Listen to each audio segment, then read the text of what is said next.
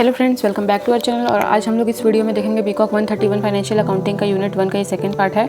और इसके first part में हम लोगों ने need of accounting, objectives of accounting, definition of accounting, users of accounting, ठीक है, बुक कीपिंग, अकाउंटिंग, अकाउंटेंसी, ये सब चीज़ें हम लोगों ने फर्स्ट पार्ट में कवर कर ली। और ये हमारा सेकेंड पार्ट है, आज कंटिन्यू करेंगे accounting as an information system से। ठीक है, accounting is a part of organisation information system which includes both financial और non financial data. Accounting is a part of organisation information. Accounting क्या है? Organisation का इन्फॉर्मेशन सिस्टम है जिसमें financial और नॉन फाइनेंशियल डेटा दोनों आता है। ठीक है, accounting is the process of identifying, measuring and communicating economic information to permit judgement and decisions by the users of the information. ठीक है, मतलब अकाउंटिंग इन्फॉर्मेशन, अकाउंटिंग होता क्या है? एक प्रोसेस है जिसमें हम आइडेंटिफाई करते हैं, मेजर करते हैं, कम्युनिकेट करते हैं इकोनॉमिक इन्फॉर्मेशन को। ठीक है, जो कि हमारे जो यूजर्स होते हैं अकाउंटिंग इन्फॉर्मेशन के, वो क्या करते हैं?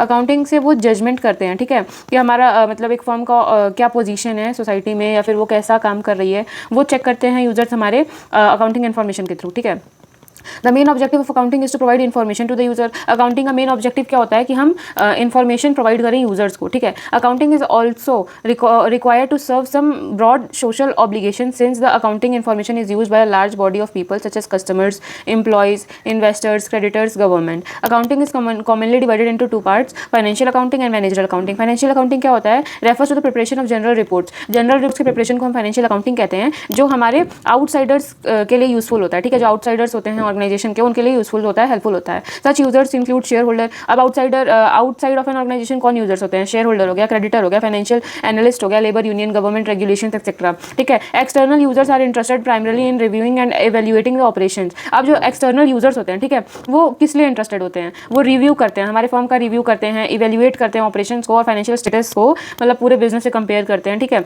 मैनेजरल अकाउंटिंग क्या होता है? Refers to providing of information to managers inside the organisation. मतलब हमारे मैनेजर्स को इन्फॉर्मेशन, यूजफुल इन्फॉर्मेशन, जो हमारे मैनेजर के डिसीजन मेकिंग को अफेक्ट करेगी, ऐसे इन्फॉर्मेशन हमारे मैनेजर तक पहुंचाना, ये मैनेजरल अकाउंटिंग है। ठीक है, फॉर एग्जाम्पल प्रोडक्शन मैनेजर है, उसे क्या रिपोर्ट चाहिए होगा? उसे रिपोर्ट चाहिए होगा कि कितने नंबर ऑफ प्रोडक्ट मैन्युफैक्चर हुए हैं। ठीक है, वेरियस वर्कर्स से, in order to evaluate their performance, उनके परफॉर्मेंस को वो इवैल्यूएट कर सके जिससे। ठीक है, the financial reports are available from the library on और company themselves, whereas managerial accounting reports are not widely. जो फाइनेंशियल अकाउंटिंग है वो मतलब इजीली अवेलेबल होता है। ठीक है, वो लाइब्रेरीज में भी मिल जाएगा या फिर कंपनी खुद भी देती है। और जो मैनेजरल अकाउंटिंग है वो डिस्ट्रीब्यूट नहीं किया जाता है वाइडली लार्ज स्केल पे, क्योंकि उसमें कॉन्फिडेंशियल इन्फॉर्मेशन रहता है, मतलब सीक्रेट्स रहती हैं कंपनी की। ठीक है, the following figure shows that accounting is a part of organisation system which includes both और फाइनेंशियल और नॉन फाइनेंशियल डेटा।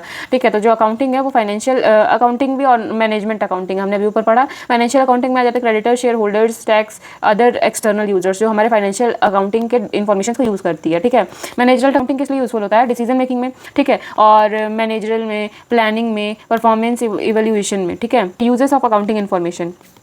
पहला है मैनेजरल डिसीजन मेकिंग। ठीक है, मतलब डिसीजन मेकिंग में हेल्पफुल होता है अकाउंटिंग इन्फॉर्मेशन। कैसे हेल्पफुल होता है? मतलब हम उसे देख के इवैल्यूएट करते हैं कि मतलब कहाँ कुछ कमी रह गई है। ठीक है, अगर ग्रोथ में चल रही है हमारी ऑर्गेनाइजेशन, तो हम जो स्टेप्स हम फॉलो किए हैं उधर तक पहुंचने के लिए, उसे हम कंटिन्यू करेंगे। या कुछ डेफिशिएंट रह गया है, या फिर अगर फर्म लॉस में जा रही है, तो उसे हम करेक्ट करने के लिए करेक्टिव मेजर्स लेंगे, करेक्टिव स्टेप्स उठाएंगे। ठीक है, कि ताकि वो अगली बार लॉस ना हो। तो भैया कि अकाउंटिंग इन्फॉर्मेशन जो है डिसीजन मेकिंग में हेल्पफुल होता है। Managerial planning, control, internal performance evaluation. Managerial accounting plays an important role in the planning and control. अब जो मैनेजरल अकाउंटिंग होता है वो प्लानिंग कंट्रोल में हेल्पफुल होता है, इंपॉर्टेंट रोल प्ले करता है। By assisting management and decision making process, information is provided for the establishment the standards. Accounting also provides actual results to compare with projections. अब accounting क्या है? एक actual reports results दे देता है जिससे हम प्रोजेक्शन से कंपेयर कर सकते हैं। फॉर एग्जाम्पल दिया है कि जो मार्केटिंग मैनेजर है, ठीक है, उसे एक टारगेट दिया कि वो 10 करोड़ का सेल्स करेगा। The amount of 10 crore will be serve as a standard for evaluating the performance of the marketing manager. अब ये जो 10 करोड़ जो सेल्स का वो क्राइटेरिया दिया गया है, उसे हम मार्केटिंग मैनेजर के परफॉर्मेंस को इवैल्यूएट कर सकते हैं। ठीक है,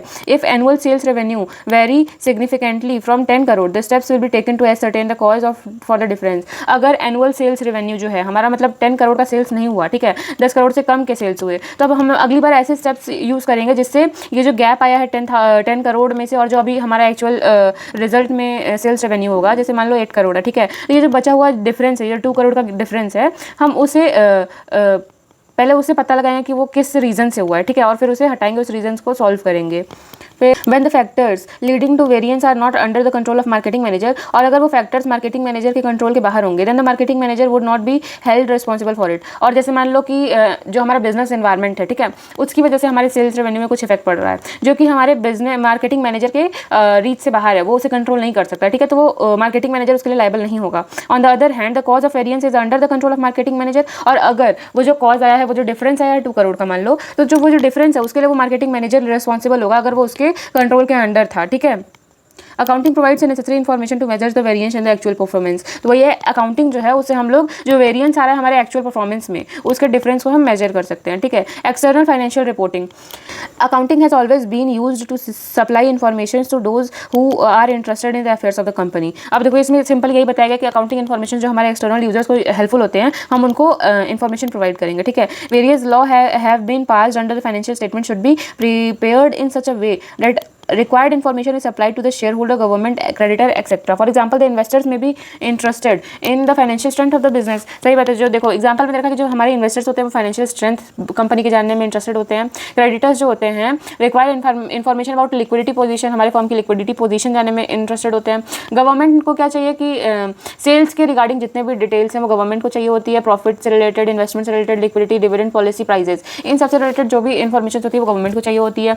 in deciding social and economic policies, मतलब सोशल और इकोनॉमिक पॉलिसी जिसे गवर्नमेंट डिसाइड करती है, ठीक है। Information is required in according with general accepted accounting principle so that it will helpful in taking important decisions. अब आते हैं अगले टॉपिक पे, ब्रांचेस ऑफ अकाउंटिंग, ठीक है। फाइनेंशियल अकाउंटिंग क्या होता है? The purpose of this branch of accounting is to keep the record of financial transactions and even so that, मतलब देखो फाइनेंशियल अकाउंटिंग क्या होता है? ऐसा अकाउंटिंग जिसमें हम फाइनेंशियल ट्रांजैक्शंस को रिकॉर्ड करते हैं। अब क्यों रिकॉर्ड करते हैं? कि हम नेट रिजल्ट्स पता कर सके अपने ऑर्गेनाइजेशन का, ठीक है।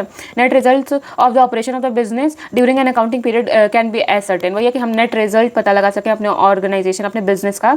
द फाइनेंशियल पोजीशन, और फाइनेंशियल पोजीशन पता कर सकें अपने बिजनेस का, ठीक है। एंड ऑफ द पीरियड, मतलब साल के एंड में पता करते हैं फाइनेंशियल पोजीशन बिजनेस का, ठीक है। जैसे एसेट्स, लायबिलिटी और कैपिटल पोजीशन से पता चलता है। और नेट रिजल्ट क्या? प्रॉफिट और लॉस से पता चलता है। Relevant financial information can be provided to the management and other interested parties, और जो हमारा फाइनेंशियल इन्फॉर्मेशन था, ठीक है, वो हम मैनेजमेंट को देते हैं और अदर इंटरेस्टेड पार्टीज, और जितने भी इंटरेस्टेड पार्टीज हैं उन्हें हम प्रोवाइड करते हैं। कॉस्ट अकाउंटिंग क्या होता है? The purpose of cost accounting is to analyse expenditures to ascertain the cost of each product, operation और सर्विसेज। मतलब देखो कॉस्ट अकाउंटिंग ऐसी अकाउंटिंग है जिसमें हम किसी भी प्रोडक्ट का मतलब कितना कॉस्ट यूज हुआ उसे प्रोड्यूस करने में, और ऑपरेशंस और सर्विसेज में कितना कॉस्ट लग रहा है, वो एक कॉस्ट अकाउंटिंग में बताता है। The price of an article is nothing but the cost plus certain amount of profit unless the cost is known as price can not be fixed rationally. Cost accounting helps not only in ascertaining the cost. अब cost accounting जो है वो सिर्फ cost पता लगाने में helpful नहीं होता है, but also assist the management in controlling the cost. मतलब अगर कोई मतलब प्रॉब्लम आती है कॉस्ट से रिलेटेड तो हम मैनेजमेंट भी कर सकें कॉस्ट का, उसमें भी हेल्पफुल करता है, ठीक है। मैनेजमेंट अकाउंटिंग क्या होता है? The purpose of management accounting is to assist the management in taking rational policy decisions and to evaluate the impact of its decision and action. अब देखो मैनेजमेंट अकाउंटिंग क्या करता है? मैनेजमेंट अकाउंटिंग जो है वो रेशनल पॉलिसी डिसीजंस लेती है, ठीक है, ताकि हम इवेल्युएट कर सकें कि क्या इम्पैक्ट पड़ रहा है हमारे डिसीजन का, ठीक है, और एक्शंस का क्या इम्पैक्ट पड़ रहा है, ठीक है। Examples of such decisions are price decisions, pricing related decisions जो भी होते हैं वो मैनेजमेंट अकाउंटिंग में आते हैं। Capital expenditure decisions etcetera. This branch of accounting is primarily concern with presenting information that may be needed by the management in such decision making. तो कह रहा है कि इस मतलब मैनेजमेंट अकाउंटिंग बेसिकली किस चीज़ से कंसर्न है? बेसिकली मैनेजमेंट अकाउंटिंग में क्या होता है कि हम वैसे इन्फॉर्मेशन जो कि मैनेजमेंट में नेसेसरी है वो इन्फॉर्मेशन हम मैनेजमेंट डिपार्टमेंट को प्रोवाइड करें जो कि हमारे डिसीजन मेकिंग में हेल्पफुल हो सकता है, ठीक है। अब चेक योर प्रोग्रेस दे रखा है, आप ट्राई करिएगा। अब आते हैं एडवांटेजेस ऑफ अकाउंटिंग में, ठीक है। एडवांटेजेस ऑफ अकाउंटिंग सबसे पहले रिप्लेसेस मेमोरी। अब देखो जैसे जैसे अकाउंटिंग आया, जैसे बुक्स ऑफ कीपिंग रिकॉर्ड, जैसे जनरल आया, लेजर आया, ठीक है, ट्रायल बैलेंस आया, फाइनेंशियल अकाउंटिंग आया, मतलब इन सब के हेल्प से क्या हुआ ना कि हमारा मेमोरी रिप्लेस हो गया। मतलब हमें अब कोई भी चीज़ याद करके रखने की जरूरत नहीं है। हम लोग जब भी कोई ट्रांजैक्शन टेक प्लेस करता है तो हम उसे तुरंत नोट डाउन करते हैं, ठीक है, तो उसे हम अपने मेमोरी पर रिलाय होने की जरूरत नहीं है। अब है provides control over assets. Accounting provides information regarding the balance of cash in hand, cash at bank. अब देखो अकाउंटिंग जो इन्फॉर्मेशन है उससे हमें पता चलता है कि हमारे बैंक में कितना पैसा है और हमारे पास अभी कैश फॉर्म में कितना पैसा पड़ा हुआ है, ठीक है, और हमारे मतलब गोडाउन में हमारे पास हमारे बिजनेस में कितना अमाउंट तक का गुड्स है, ठीक है, कितने अमाउंट रिसीवेबल हैं for various from various party, मतलब इन फ्यूचर हमें कितने लोगों से मनी रिसीव करना है, and amount invested in various other assets, और कितना अमाउंट हमने इन्वेस्ट कर रखा है किसी भी प्रोजेक्ट में, किसी भी एसेट्स में, ठीक है। Information about these methods helps owner and management to make use of the assets in the best possible way. और जब ये इन्फॉर्मेशन हमारे बिजनेस के पास रहती है तो वो हम मैनेजमेंट के लिए और ओनर के लिए एक मतलब जरिया बन जाता है कि वो अपने एसेट्स को बेस्ट पॉसिबल वे में यूज़ कर सके, ठीक है। अब आते हैं थर्ड पॉइंट पे, facilitates the preparation of financial statement. अब with the help of information content in accounting records, अब जो इन्फॉर्मेशन हमारे अकाउंटिंग रिकॉर्ड्स में प्रेजेंट रहते हैं, ठीक है, जैसे फाइनेंशियल स्टेटमेंट, जैसे profit loss account, balance sheet can be easily prepared, ठीक है। These statements can enable the business to know the net results of the business during an accounting period and its financial position. अब जो financial statement में profit loss account और balance sheet आता है, उससे हमें क्या पता चलता है? उससे हमें पता चलता है कि हमारे बिजनेस का नेट रिजल्ट क्या है एक साल भर का, और उसका फाइनेंशियल पोजीशन क्या है हमारे बिजनेस का, ठीक है। Meet the information requirements, various interested parties such as owner, management, lender, creditor, etc. get necessary information at frequent interval which help them in their decision making. अब information requirement में क्या दे रखा है कि जो मतलब हमारे इंटरेस्टेड पार्टीज होती हैं, जैसे मैनेजमेंट, ओनर, लेंडर, क्रेडिटर, ये सब जो हैं हमारे, उनको नेसेसरी इन्फॉर्मेशन प्रोवाइड की जाती है जिससे वो अपना डिसीजन मेकिंग प्रॉपरली कर लेते हैं, ठीक है। Facilitates a comparative study, the financial statements prepared will enable the enterprise to compare its present position with that of its past with that of its similar organizations. अब देखो, जो हमारा financial information है, अकाउंटिंग से जो हमने financial net result निकाला है, उससे हम क्या कर सकते हैं, अपने अभी प्रेजेंट पोजीशन जो है हमारा, उसको हम कंपेयर कर सकते हैं अपने पास्ट पोजीशन से, या तो हम अपने प्रेजेंट पोजीशन को अपने सिमिलर एंटरप्राइजेस से कंपेयर कर सकते हैं कि मतलब बाकी एंटरप्राइजेस में क्या चल रहा है और हमारे एंटरप्राइजेस का फाइनेंशियल स्टेटमेंट कैसा है, फाइनेंशियल पोजीशन कैसा है, ठीक है। This help them to draw useful conclusion and improves its performance. और इससे क्या होता है, कंक्लूजन मिलता है हमारे परफॉर्मेंस का, और मतलब हम उसकी वजह से हम मेजर्स ले सकते हैं क्या, ताकि हमारा परफॉर्मेंस और इंक्रीज हो, अच्छा हो, ठीक है, बेहतर हो पहले से।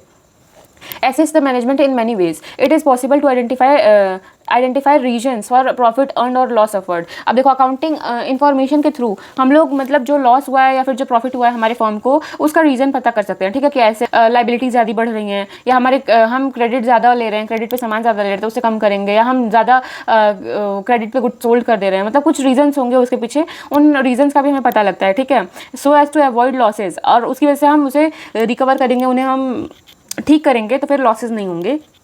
Accounting information will also help in planning, controlling and controlling the activities of the business. अब जो अकाउंटिंग इन्फॉर्मेशन है वो प्लानिंग और कंट्रोलिंग में भी हेल्पफुल करता है बिजनेस की एक्टिविटीज़ को। डिफिकल्ट टू कंसील फ्रॉड और theft, it is difficult to conceal fraud, theft etcetera as there is an automatic check in the form of periodic balancing of books of accounting. अब देखो, मतलब books of account को ना periodic basis पे check करते रहना चाहिए, तो इससे क्या होता है कि जो मतलब कहीं भी कुछ गलती हो रही है या कुछ छूट रहा है या कोई जानबूझ के गलती कर रहा है, मतलब प्रॉफिट बढ़ा के दिखाने के लिए, तो वो सब चीज़ें ना पता चल जाती है, ठीक है। पीरियोडिक बैलेंसिंग ऑफ अकाउंट से हम बैलेंस करते चलते हैं अकाउंट्स को, ठीक है, तो उससे हमें पता चल जाता है कि कहीं मतलब कुछ कम ज़्यादा हो रहा है, तो उसे हम डिफरेंस के अकॉर्डिंग पता कर सकते हैं। Further, in big organization the record keeping work is divided among many people. और बिग ऑर्गेनाइजेशन में क्या होता है कि जो रिकॉर्ड कीपिंग वर्क है ना, वो बहुत सारे लोगों में डिवाइड कर दिया जाता है, so that changes of committing fraud are minimize. तो अब tax matters, the government revise various taxes such as custom duty, excise duty, sales tax, income tax. Properly maintained accounting records will helpful in settlement of tax matters with tax authorities. अब मतलब अगर proper maintained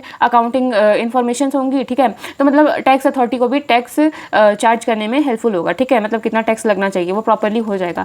एसर्टेनिंग value of business, in the event of sale of business firm the accounting records will helpful in asserting the value of the business. अब जैसे अब मान लो कि value of business में क्या है कि अगर हमारे अकाउंटिंग इन्फॉर्मेशन प्रॉपरली मेंटेन चल रहे हैं, ठीक है, और एक टाइम पीरियड के बाद हमें अपने बिजनेस को मान लो बेचना ही है, तो हमें उस बिजनेस की वैल्यू पता होनी चाहिए ना कि कितने के एसेट्स हमारे बिजनेस में, कितनी लायबिलिटी है, ताकि हम उस बिजनेस की एक नेट वैल्यू निकाल सकें कि आज के टाइम पे उसकी नेट वैल्यू क्या है, ठीक है।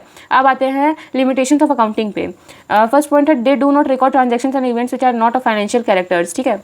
Do not reveal a complete picture because facts like quality of human resources, license possessed, locational advantages, business contacts, etc. do not find any place in the books of account. अब देखो, simply limitations में ये देखा पहला point कि जो accounting information है ना, उसमें हम ऐसे ट्रांजेक्शन्स नहीं रिकॉर्ड कर सकते हैं जो फाइनेंशियल नेचर के नहीं हैं, ठीक है। जैसे फीलिंग्स हो गया किसी का, ठीक है, किसी की क्वालिटी होगी कुछ की, कोई बहुत ब्यूटीफुल है, कोई बहुत डल फेस है, मतलब ये एंजाइटी वगैरह, ये सब जो चीज़ें हैं ना, ये अकाउंटिंग इन्फॉर्मेशन में रिकॉर्ड नहीं हो सकती हैं, ठीक है, इसकी जगह नहीं अकाउंटिंग इन्फॉर्मेशन में, अकाउंटिंग में इसकी कोई जगह नहीं है। The data is historical in nature. अब देखो, the accountants adopt historical cost as the basis in valuing reporting all assets and liability.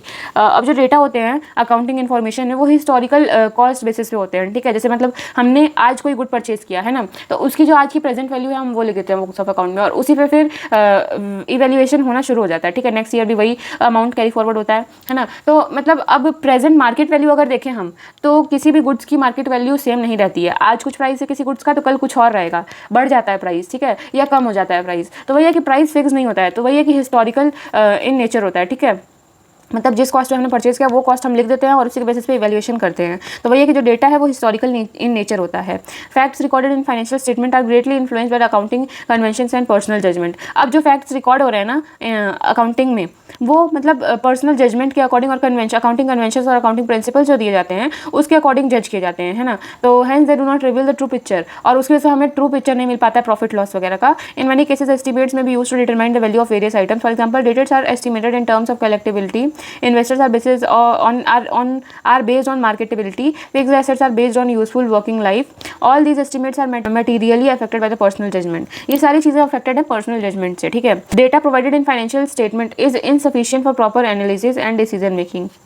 जो मतलब डेटा हम फाइनेंशियल स्टेटमेंट में प्रोवाइडेड होती है, ठीक है, वो इनसफिशिएंट होती है, हम प्रॉपर एनालाइज नहीं कर सकते हैं उससे, प्रॉपर डिसीजन मेकिंग नहीं हो सकती है उस डेटा से जो कि फाइनेंशियल स्टेटमेंट में प्रोवाइडेड होती है, ठीक है। It only provides information about overall profitability of the business. और फाइनेंशियल इन्फॉर्मेशन में, फाइनेंशियल स्टेटमेंट में क्या पता रहता है, बिजनेस के प्रॉफिट के बारे में दिया रहता है। No information is given about the cost and profitability of different activities. मतलब कॉस्ट के बारे में कुछ इन्फॉर्मेशन नहीं रहती है कि कितना कॉस्ट लगा, ये सब नहीं दिया रहता है, ठीक है। अब आते हैं बेसिस ऑफ अकाउंटिंग पे।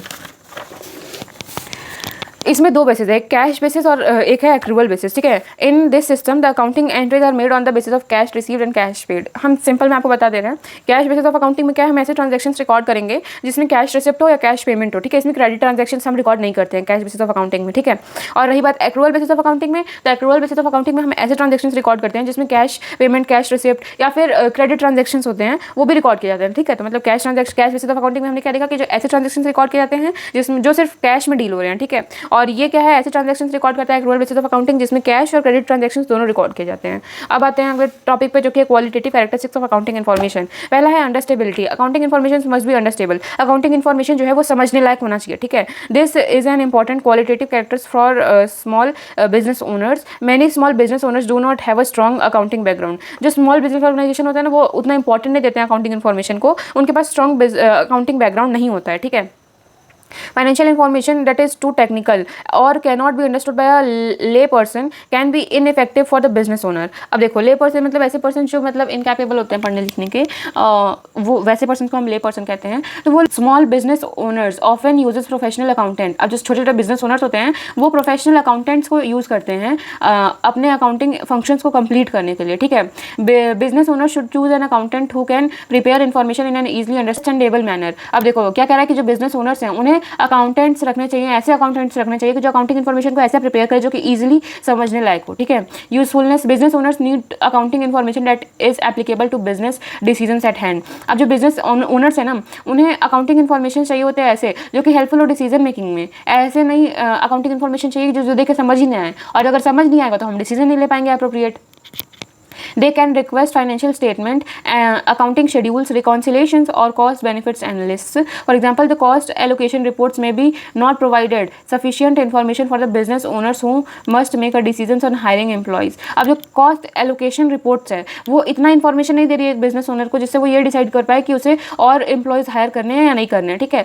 Business owners should be carefully request and review accounting information to ensure that it provides the most useful information for the decision making process. अब जो business owners हैं, ठीक है, उन्हें ऐसे अकाउंटिंग इन्फॉर्मेशन नीडेड होते हैं जो कि उनके हेल्पफुल हों डिसीजन मेकिंग प्रोसेस में, ठीक है। Relevance. Accounting information should relate to specific time period और contain information regarding individual business function. अब देखो अकाउंटिंग इन्फॉर्मेशन क्या होना चाहिए, एक स्पेसिफिक टाइम पीरियड का इन्फॉर्मेशन होना चाहिए, ठीक है, और एक बिजनेस के इंपॉर्टेंट इन्फॉर्मेशन होनी चाहिए, ठीक है। ऐसा नहीं कि कुछ भी भर दिया अकाउंटिंग में। Business owners often conduct trend analysis when reviewing financial information. जो बिजनेस ओनर है ना वो ट्रेंड का एनालिसिस करता है अकाउंटिंग इन्फॉर्मेशन को देख के। The trend analysis compares historical information to compare companies current accounting period information. अब ट्रेंड एनालिसिस है वो हमारे फर्म के पिछले पास्ट इन्फॉर्मेशन को भी चेक करता है और पास्ट इन्फॉर्मेशन को हिस्टोरिकल इन्फॉर्मेशन को कंपेयर करता है present current accounting period information से, ठीक है। Irrelevant historical information can severely distort the trend analysis process. For example, reviewing the production process for budgets requires relevant information on cost material of the budgets. Cost information on इसमें इतना है कि हम मतलब accounting information जो हैं वो एक स्पेसिफिक टाइम पीरियड का होना चाहिए, ठीक है, और ऐसे इन्फॉर्मेशन होनी चाहिए जो हमारे बिजनेस से रिलेटेड जितने इन्फॉर्मेशन है वो उसमें होने चाहिए, ठीक है। Reliability. Accounting information must B reliable. Accounting information जो है वो रिलायबल होना चाहिए so that the business owner can reasonably assure that accounting information presents an accurate picture of companies financial health. मतलब अकाउंटिंग अकाउंटिंग इन्फॉर्मेशन जो है वो भरोसेमंद होना चाहिए, ठीक है, मतलब रिलायबल होना चाहिए, जिससे कि जो बिजनेस ओनर है हमारा वो मतलब इतना गारंटी लेके कह सके जो मतलब हमारा अकाउंटिंग इन्फॉर्मेशन है वो हमारे फाइनेंशियल पोजीशन, फाइनेंशियल हेल्थ को दिखाता है कंपनी के। ऐसा नहीं कि फाइनेंशियल इन्फॉर्मेशन में कुछ और दिखाया जा रहा है और हमारा कंपनी का फाइनेंशियल पोजीशन कुछ और ही निकल के आ रहा है, ठीक है। Comparable Comparability allows business owners to review their company's accounting information against that of competitor। अब comparable में यही है सिंपल सी चीज़ कि जो अकाउंटिंग इन्फॉर्मेशन है उससे जो हमारा बिजनेस ओनर है वो बाकी अपने कंपटीटर से कंपेयर कर सकता है, ठीक है, कि हमारे फर्म में क्या क्या और ज़रूरतें हैं जिसे हम ठीक करें, या फिर हम मतलब ग्रोथ पीरियड चल रहा है हमारे फर्म का तो उसी प्रोसेस और स्टेप्स और प्रोसीजर्स को कंटिन्यू करें, ठीक है। कंसिस्टेंसी क्या होता है? Refers to how business owners and accountants record financial information in companies general ledger. अब इसमें क्या होता है कि कैसे एक बिजनेस ओनर और अकाउंटेंट्स हमारे फाइनेंशियल रिकॉर्ड्स इन्फॉर्मेशन को रिकॉर्ड कर रहे हैं जनरल और लेजर्स में, ठीक है। Business owners needs to ensure that financial transactions are handled by the same way. Inventory purchase should be recorded the same way as yesterday, today और tomorrow। मतलब जो इसमें जो अकाउंटिंग प्रिंसिपल्स और कन्वेंशंस होते हैं वो सेम होने चाहिए। ऐसा नहीं कि मान लो इस साल हमने मेथड ऑफ डेप्रिसिएशन मान लो यूज़ किया स्ट्रेट लाइन और अगले साल हम यूज़ करें डिमिनिशिंग बैलेंस मेथड, तो ऐसा नहीं होना चाहिए, ठीक है। कंसिस्टेंट होना चाहिए जिससे हमें एक रिलेवेंट फाइनेंशियल पोजीशन और मतलब हम बिजनेस का पोजीशन इवेल्युएट कर सकें, जिसके हेल्प से हम मतलब कंपेयर आराम से कर सकते हैं अपने ऑर्गेनाइजेशन के पोजीशन को किसी और के साथ, ठीक है। Functions of accounting. Functions of accounting में वही चीज़ें हैं जो हमने डेफिनेशन ऑफ अकाउंटिंग में देखा था, ठीक है। Recording, this is the basic function of accounting. It essentially concern with only insuring that business और that all business transactions of financial character are in fact recorded but also that they are recorded in orderly manner. इसमें सिर्फ इतना बताया जाता है कि जो हमारे फाइनेंशियल कैरेक्टर के ट्रांजेक्शन होते हैं एक बिजनेस में वो रिकॉर्ड किए जाने चाहिए, ठीक है, और रिकॉर्ड किए जाने चाहिए ऑर्डरली मैनर में रिकॉर्ड होने चाहिए। Recording is done in book general. Recording किस में किया जाता है? जनरल में किया जाता है, ठीक है। अगला फंक्शन है अकाउंटिंग का classifying. Classification is concern with systematic analysis of recorded data. अब क्लासिफिकेशन क्या है कि जो हमने रिकॉर्डेड डेटा किया उसका सिस्टमैटिकली एनालाइज करें, ठीक है, with a view to group transactions और entries of one nature at one place. मतलब वन नेचर मतलब एक तरीके के ट्रांजैक्शंस को एक जगह पे रखें, ये होता है हमारा क्लासिफिकेशन, ठीक है। और क्लासिफिकेशन कहाँ किया जाता है? लेजर में। Summarizing, this involves presenting the classified data in a manner which is understandable and useful to internal as well as external and users of accounting statement। अब जो समराइजिंग क्या है कि जो हमने अब डेटा को क्लासीफाई भी कर लिया, ठीक है, उसको हमें इस मैनर में प्रेजेंट करना है जो कि अंडरस्टेबल हो, समझने लायक हो और यूजफुल हो इंटरनल और एक्सटर्नल बोथ यूजर्स के लिए, ठीक है। This process leads to preparation of following statements. अब इस प्रोसेस समराइजिंग में क्या क्या प्रिपेयर किया जाता है? ट्रायल बैलेंस, ठीक है, इनकम स्टेटमेंट और बैलेंस शीट, ये तीनों चीज़ें समराइजिंग में होती है। अब आते हैं analysis and interprets। This is the final function of accounting। The recorded financial data is analyzed and interpreted in a manner that end users can make a meaningful judgment। मतलब about the financial condition and profitability of the business operation. अब देखो इसमें क्या कह रहा है कि हमारा जो रिकॉर्डेड ट्रांजैक्शंस थे हमने अभी रिकॉर्ड किया, क्लासीफाई किया, समराइज किया, ठीक है, उसे हमें एनालाइज करना और इंटरप्रेट करना है इस मैनर में ताकि जो हमारे यूजर्स हैं वो एक मीनिंगफुल जजमेंट कर सकें, ठीक है, कि बिजनेस का फाइनेंशियल कंडीशन क्या है, प्रॉफिटेबिलिटी क्या है हमारे बिजनेस की। The data is also use for preparing the future plans and framing policies. अब जो हमारा अकाउंटिंग इन्फॉर्मेशन था, ठीक है, और जो डेटा था हमारा वो किस लिए यूज़ हो सकता है? फाइनेंशियल फ्यूचर प्लानिंग के लिए भी यूज़ हो सकता है और फ्रेमिंग ऑफ पॉलिसीज़ के लिए भी यूज़ हो सकता है। Communicate the accounting information being after meaningful analysed and interpreted has to be communicated. अब देखो जब हमने अकाउंटिंग इन्फॉर्मेशन का एनालिसिस कर लिया, इंटरप्रेट कर लिया, ठीक है, तो उसे हमें कम्युनिकेट भी करना है प्रॉपर फॉर्म और मैनर में टू द प्रॉपर पर्सन समझ रहे आप लोग, मतलब इंटरेस्टेड पार्टीज़ में। This is done through preparation and distribution of accounting reports. अब मतलब कम्युनिकेशन कैसे हो सकता है? अकाउंटिंग रिपोर्ट्स बनाएं और उसे डिस्ट्रीब्यूट करें, ठीक है, which includes beside the usual income statement and the balance sheet. और अकाउंटिंग रिपोर्ट्स में क्या होता है? हमारे बिजनेस का बैलेंस शीट होता है और इनकम स्टेटमेंट होता है, ठीक है, and additional information in the form of accounting ratio के फॉर्म में और इन्फॉर्मेशन रहती हैं ग्राफ के फॉर्म में, डायग्राम्स के फॉर्म में और फंड फ्लो स्टेटमेंट दिया रहता है अकाउंटिंग रिकॉर्ड में। ये था हमारा कम्युनिकेट, ठीक है। तो यही था, खत्म होता है हमारा first unit nature and scope of accounting. So I hope आपको आज का वीडियो पसंद आया होगा। अगर आपको आज का वीडियो पसंद आया तो आप मेरे वीडियो को लाइक कर सकते हैं, ज़्यादा से ज़्यादा इस वीडियो को शेयर करें ताकि बाकी लोगों के भी डाउट्स क्लियर हों। और अगर आपको मेरा पढ़ाई हुआ थोड़ा भी अच्छा लगा तो और आप मुझसे आगे फर्दर ऐसे पढ़ते रहना चाहते हैं तो आप मेरे चैनल को सब्सक्राइब कर सकते हैं। थैंक्स फॉर वॉचिंग, मिलते हैं नेक्स्ट वीडियो में, बाय बाय।